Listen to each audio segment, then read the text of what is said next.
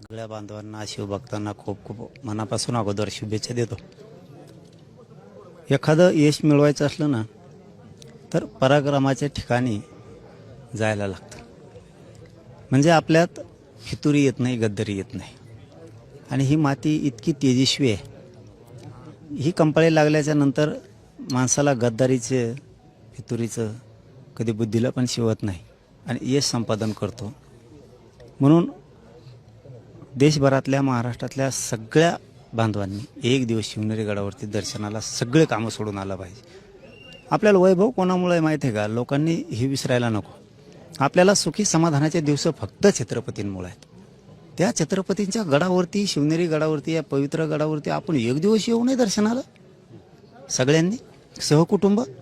पैसा कोणामुळे आहे? छत्रपतींमुळे. बंगला, जमिनी, तुम्ही राजकारणी आहेत, तुम्ही उद्योगपती आहेत, तुम्ही व्यावसायिक आहेत, तुम्ही काय जी आहेत ना, हे ऐश्वर्य तुमच्या सौभाग्य आहे ना, कंपाळाला लावलेलं कुंकू हे छत्रपतींमुळे आहे. आपण विसरत चाललोय काय छत्रपतींना आपल्या? आपण लोकांनी एक गोष्ट लक्षात घेतली पाहिजे, घरी बसून नाही. आपले राजे आपल्यासाठी झिजले पुरे विश्वभर आणि त्यांच्यासाठी आपण एक दिवस काम सोडून येत नाहीत. आता पुढच्या वर्षी बघा तुम्ही 2027ला बघा, तुम्हाला इथं 100 किलोमीटर उभं राहायला जागा नाही राहिली पाहिजे. चारही बाजूने सहकुटुंब आणण्याचा प्रयत्न राज्यभरातून मी करतोय. आता प्रयत्न मी करणार आहे, पण शेवटी छत्रपतींची इच्छा.